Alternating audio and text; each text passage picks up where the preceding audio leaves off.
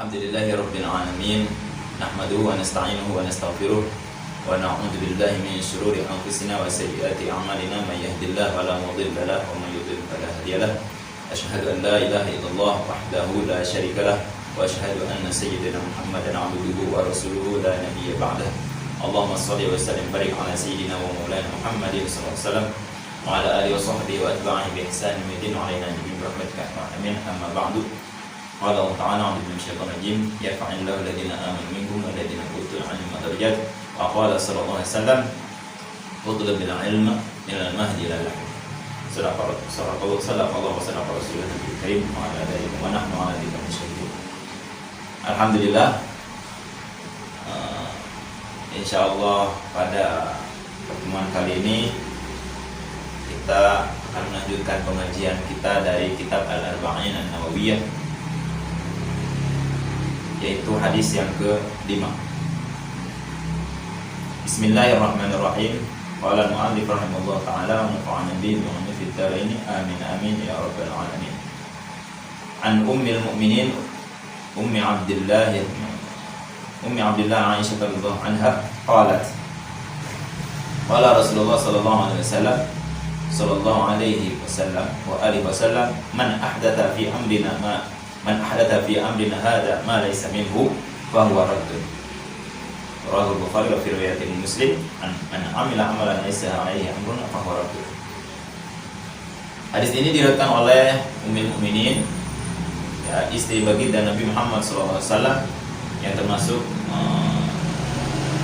sahabat, termasuk dari kalangan wanita, atau para sahabat Nabi, atau bahasa kitanya santrinya Nabi. Jadi dia itu istri sekaligus sahabat sekaligus murid baginda Nabi SAW yang paling banyak terdengar riwayat hadisnya, ya. Riwayat hadis banyak dari beliau, Sayyidah Aisyah radhiyallahu anha. Beliau wanita yang dicinta oleh umat Islam dari kalangan Ahlus Sunnah wal Jamaah, tapi tidak dicinta oleh sebagian besar kelompok yang lain yang mungkin bisa disebut dengan Syiah, ya. Nah, alhamdulillah Allah takdirkan kita menjadi Ahlus Sunnah, ya, sehingga kita oleh Allah Ta'ala dijauhkan dari penyakit membenci orang-orang yang sepantasnya dicintai oleh setiap orang yang beriman. Radhiyallahu anha. Kata beliau, kata Sayyidah Aisyah, beliau berkata, qala Rasulullah SAW, bahwa baginda Rasulullah SAW pernah bersabda, man ahdatsa fi amrina, barang siapa ahdatsa itu artinya membuat perkara baru, ya, barang siapa membuat perkara baru, konotasinya dengan kalimat bid'ah, ahdatsa itu, ya. Jadi secara tidak langsung maknanya barang siapa yang membuat bid'ah, gitu, ya. Hadis ini satu ketika saya pernah bertanya kepada salah seorang kiai, yaitu beliau Imam Murzawawi, ya, dan beliau panjang umurnya, beliau orang mulia, salah satu pengurus MUI. Dan beliau bertanya kepada beliau, kiai, adakah hadis yang mentafsir atau memperinci atau menafsirkan makna bid'ah, gitu, ya? Karena yang ada di hadis yang hadis yang bunyinya yang sering dibaca oleh beberapa umat Islam, kullu bid'atin dhalalah, setiap yang bid'ah, atau secara harfiah bahasa bid'ah artinya baru atau inovasi baru, bisa bahasanya gitu lah, bahasa rata keren dikit, ya. Satu inovasi baru, kullu bid'atin, setiap perkara yang baru atau inovasi baru itu dhalalah, itu sesat. Ini kalau ditafsirkan secara am, ya berarti setiap yang bid'ah, setiap yang baru itu sesat.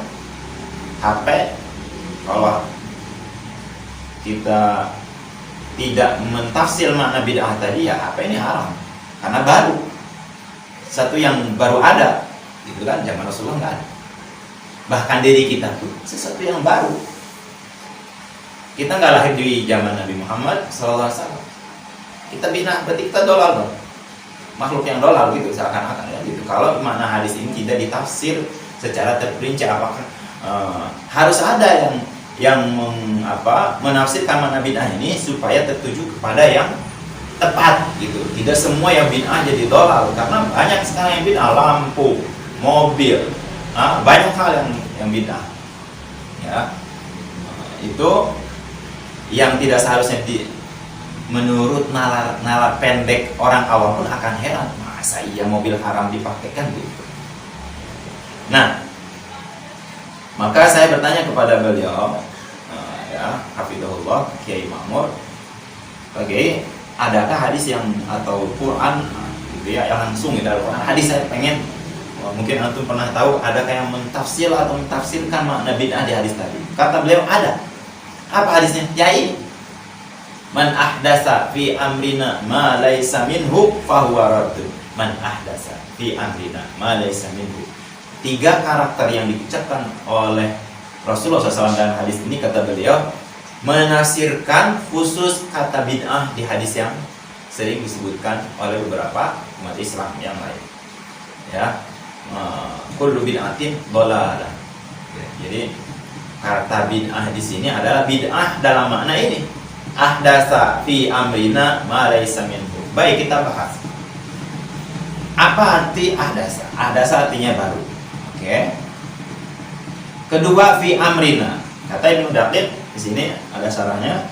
Kata beliau, amrina di sini yakni hukmuna atau hukmina. Yang disebut dengan amrina atau secara bahasa amrun itu adalah urusan atau perkara. Berarti amrina perkara kita. Perkara siapa? Perkaranya baginda Nabi SAW beserta umatnya. Apa? Dalam urusan apa maksudnya? Urusan hukum syariat agama Islam, kata Yasinna. Kata Imam Daqiq, tafsirkan kata amrina di sini hukmina, hukum agama Islam, hukum atau aturan hidup yang dibawa oleh baginda Nabi Muhammad Sallallahu Alaihi Wasallam. Khususnya berarti Rasulullah itu datang untuk menyempurnakan urusan agama khususnya. Demi apa? Demi mengangkat setiap perkara yang akan menjadi bekal di akhirat, perkara duniawi, supaya perkara duniawi yang ada sekarang ini bisa dibawa ke akhirat menjadi perkara-perkara yang mulia di hadapan Allah Subhanahu wa Ta'ala. Pakai apa? Pakai agama. Ya, urusan dunia itu urusan hina pada hakikatnya, tapi dia akan menjadi mulia apabila dia dimanfaatkan atau berguna untuk agama. Ya. Nah, kembali lagi. Jadi intinya, barang siapa membuat perkara baru fi amrina, dalam urusan agama, itulah simpelnya ya. Barang siapa membuat perkara baru dalam urusan agama, ma laisa minhu, fi amrina hada, dalam urusan agama kita ini, gitulah simpelnya. Ma laisa minhu, yang ketiga ma laisa minhu.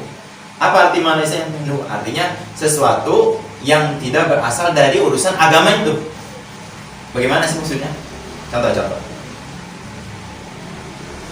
Perkara yang baru. Jadi kalau ini 3 perkara ini ada pada satu perkara, maka itu perkara jadi haram. Contoh HP, oke? HP. HP kira-kira masuk ke kata bid'ah dalam makna man ahdasa fi amrina laisa minhu. HP ahdasnya baru. Hadis artinya ya. Ini HP muhdas, baru betul Pak. Fi amrina, apakah HP urusan agama? Tidak. Begitu salah satu dari 3 karakter ini hilang, maka tidak dolal, bukan bid'ah dolal. Jadi tidak haram. Jadi HP walaupun bid'ah, ini HP walaupun bid'ah, nggak dolal, tidak menyesatkan. Artinya tidak haram, hukum aslinya. Mobil baru tidak? Baru. Jangan Nabi nggak ada. Fi amrina, apakah mobil urusan agama? Bukan. Udah, berarti nggak usah ditanya. Berarti mobil hukum aslinya halal. Hukum aslinya halal. Sampai manusia itu sendiri yang membuatnya halal dengan cara-cara yang dilarang dari agama. Nah, contoh lain. Misalnya, kita bahas yang baru lewat atau sekarang ini baru saja kita lewat dari bulan Maulid. Umat Islam di Indonesia khususnya, Ya, kita sebagai umat Islam Ahlus Sunnah sering mengadakan peringatan, memuliakan atau tasyakuran kelahiran baginda Nabi Muhammad SAW, biasa disebut dengan istilah maulid. Apakah muludan, kata orang kita bahasanya muludan, atau maulid, acara maulid ini, peringatan ini bid'ah dolalah atau tidak? Dikatakan bid'ah, ada betul bid'ah. Pernahkah Rasulullah SAW secara harfiah Rasulullah gitu, secara lahirnya Rasul pernah mengadakan peringatan hari lahirnya apa tidak? Atau pernah muludan tuh kanjeng Nabi gitulah kata orang kitanya. Nggak ada riwayatnya Rasulullah ngadain maulid dirinya, nggak ada. Berarti dasar, oke? Dasarnya masuk. Fi amrina, dalam urusan agama. Oke. Kira-kira peringatan maulid itu urusan agama apa bukan? Urusan agama. Ya, sebagian besarnya urusan agama dan seharusnya urusan agama, jangan ditujukan untuk urusan duniawi. Tapi lihat yang ketiganya, malaisa minhu, apakah dalam acara maulid itu ada sesuatu yang tidak diajarkan oleh agama atau tidak? Nah, jadi kalau maulid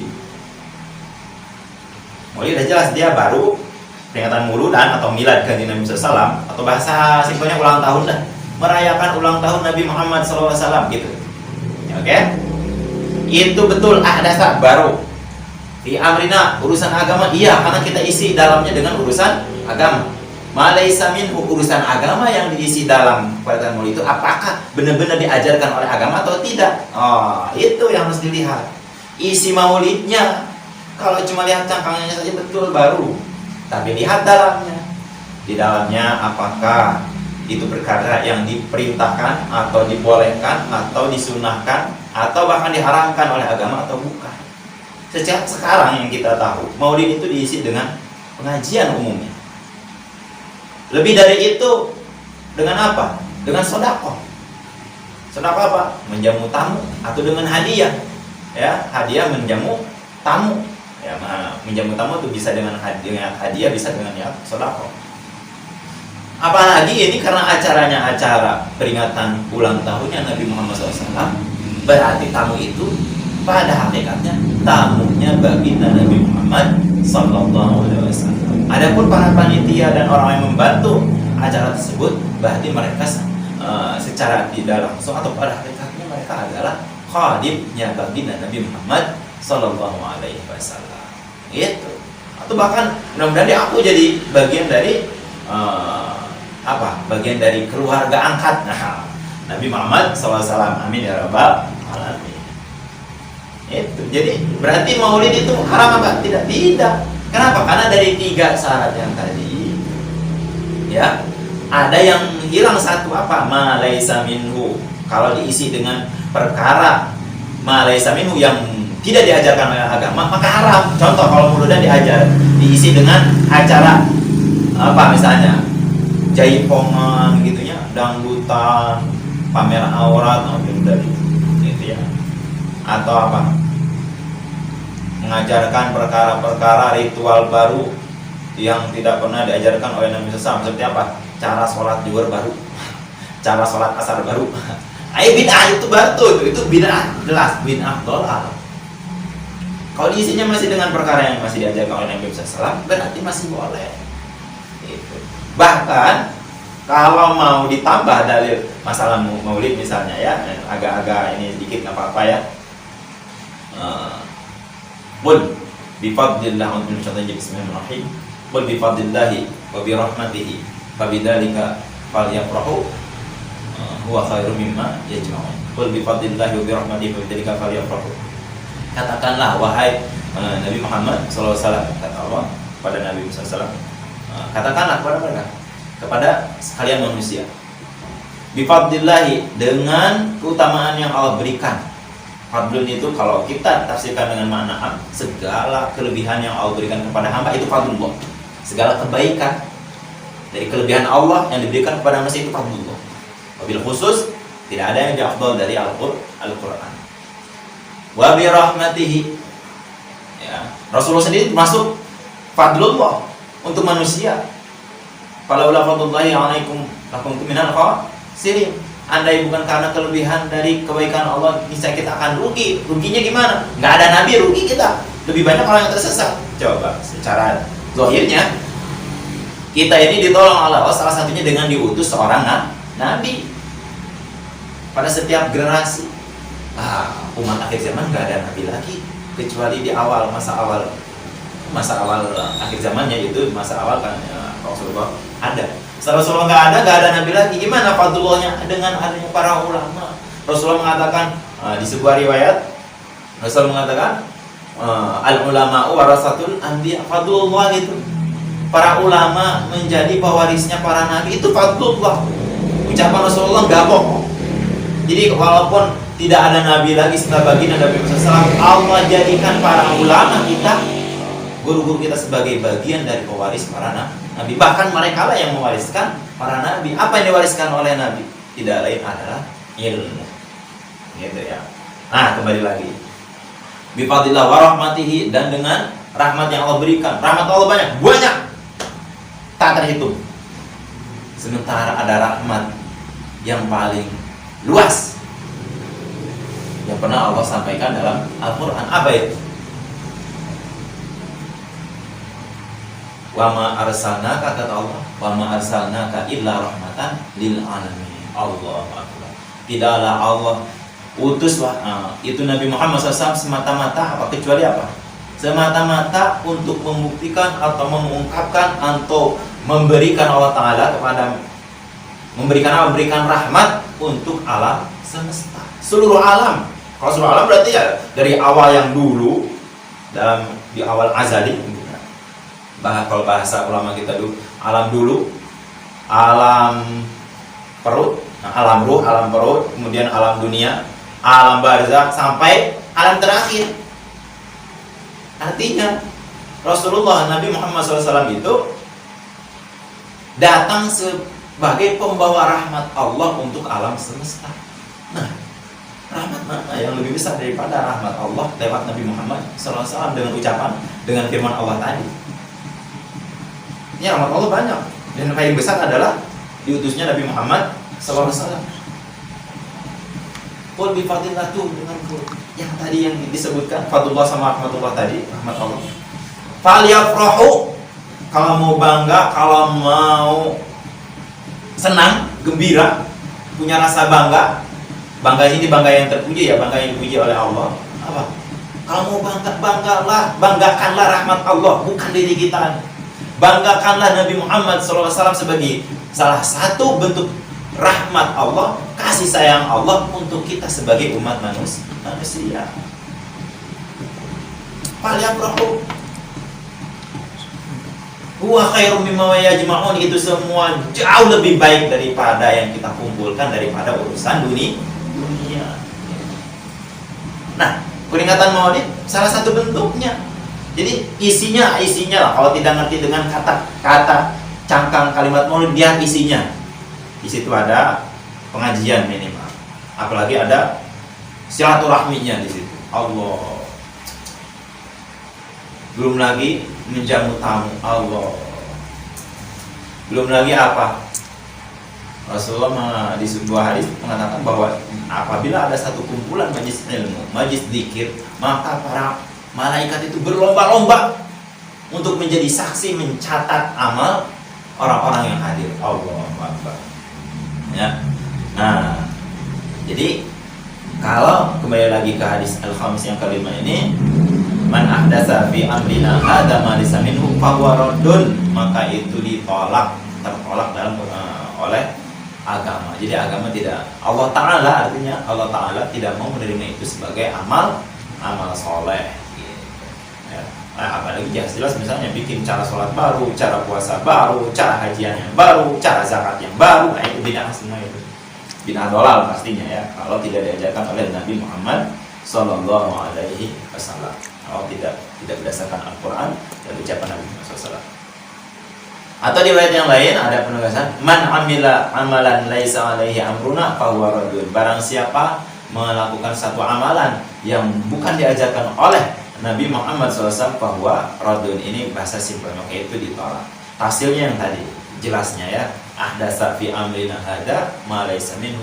Ahdatsa fi amrina ma laysa minhu. Ahdatsa fi amrina ma laysa minhu. Jadi kalau ada suatu perkara urusannya itu perkara yang baru, artinya tidak ada zaman Nabi Muhammad, tidak ada diajarkan oleh Nabi Muhammad SAW, oleh Allah dan Rasulnya. Kedua, kemudian perkara itu adalah urusan agama, malaysa minhu, dan tidak diajarkan oleh agama. Artinya kalau ada urusan agama yang baru, perkara urusan agama yang baru yang tidak diajarkan oleh agama, itu adalah bid'ah dhalal gitu. Ya. Jadi ya, mohon maaf apabila netizen ada yang mungkin kurang suka dengan pembahasan saya. Semoga Allah tanamkan rasa maaf dalam hati netizen untuk saya, terutama apabila cara penyampaian saya yang mungkin tadi banyak kekurangan, mungkin kurang sopan atau keluar kata-kata yang tidak berkenan di hati para saudara semuanya. Mohon maaf yang sebesar-besarnya.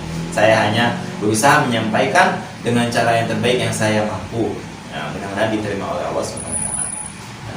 Saya kira untuk hadis yang kelima dari kitab Al-Arba'in An-Nawawiyah ini saya cukupkan. Mudah-mudahan bermanfaat khususnya buat saya, ini buat para netizen semuanya dan seluruh umat Islam khususnya. Ya, wallahu muwaffiq ila aqwamit thoriq, wallahu a'lam bishawab. Wassalamualaikum warahmatullahi wabarakatuh.